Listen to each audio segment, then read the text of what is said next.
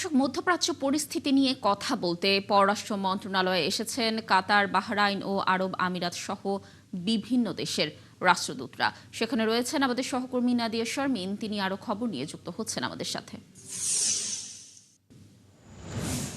নাদিয়া, পররাষ্ট্রমন্ত্রীর সাথে তো বিভিন্ন দেশের রাষ্ট্রদূতরা আলোচনা করতে এসেছেন।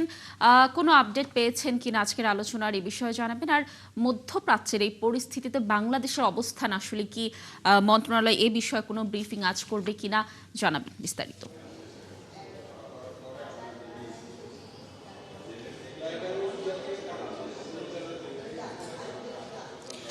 ধন্যবাদ। আসলে তারা পররাষ্ট্রমন্ত্রীর সাথে বৈঠক করতে পারেননি। আপনি জানেন যে পররাষ্ট্রমন্ত্রী মূলত প্রধানমন্ত্রীর সাথে দেখা করার জন্য সচিবালয়ে গেছেন এবং সেখানে তার একটি বৈঠক করার কথা রয়েছে প্রধানমন্ত্রীর সাথে, যার কারণে তারা যে গালফভুক্ত 4টি দেশের নেতারা এসেছিলেন, রাষ্ট্রদূতরা, এবং তারা এখানে এসে মূলত পররাষ্ট্র সচিবের সাথে দেখা করেছেন।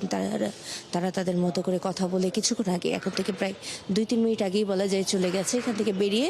এবং ভেতরে কি কথা হয়েছে সেটি হয়তো আমরা আরও পরে জানতে পারবো। এবং একই সাথে যেহেতু প্রধানমন্ত্রীর সাথে পররাষ্ট্রমন্ত্রীর বৈঠকের কথা রয়েছে এবং বৈঠকটি হলে হয়তো একটি দিক নির্দেশনা এবং একটি জাতীয়ভাবে একটি অবস্থানের বিষয়টি জানা যাবে, এবং সেই অবস্থানের বিষয়গুলো জানা গেলে কিন্তু আমাদেরকেও জানানো সহজ হবে যে আসলে বাংলাদেশের এই ইস্যুতে এবং ইরানের যে পরিস্থিতি, মধ্যপ্রাচ্যের যে পরিস্থিতি, সব মিলিয়ে এই ইস্যুতে বাংলাদেশের অবস্থান কী হবে এবং বক্তব্য কী হবে। আপনি জানেন এর আগে গতকাল রাতে কিন্তু একবার বৈঠক হয়েছে তাদের মধ্যে, এবং পররাষ্ট্রমন্ত্রী, প্রতিমন্ত্রী, উপদেষ্টা সহ যারা ছিলেন তারা বৈঠকে অংশ নিয়েছেন এবং তারা তাদের মতন করে এই বৈঠক শেষ করেছেন। এবং তারা প্রেস রিলিজ পাঠিয়েছিলেন এই বৈঠক নিয়ে।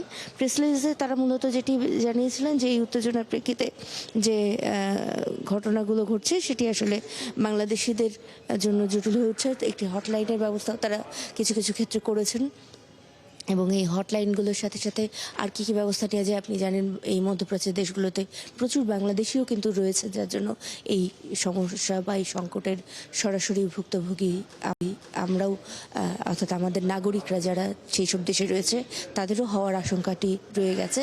এবং তারা যাতে কোনো রকম বিপদে না পড়েন, তারা যাতে সুস্থ সবল থাকেন এবং যে কোনো জরুরি মুহূর্তে সহযোগিতা পান, সেই সব কিছু বিষয় কিন্তু একই সাথে সিদ্ধান্ত নেওয়ার বিষয় রয়েছে। এবং আন্তর্জাতিক রাজনীতি, কূটনীতি সব মিলিয়ে কিন্তু এই ব্যবস্থাগুলো নেওয়া হবে কিভাবে এবং বাংলাদেশের অবস্থান কী হবে, সবগুলো হয়তো আমরা পররাষ্ট্রমন্ত্রী এখানে আসলে পররাষ্ট্র মন্ত্রণালয়ে তারপরে আপনাকে জানিয়ে দিতে পারবো। ততক্ষণ পর্যন্ত আমরা তার আসার অপেক্ষা করছি এবং তার কাছ থেকে আনুষ্ঠানিক কোনো বক্তব্যের অপেক্ষায় আছি।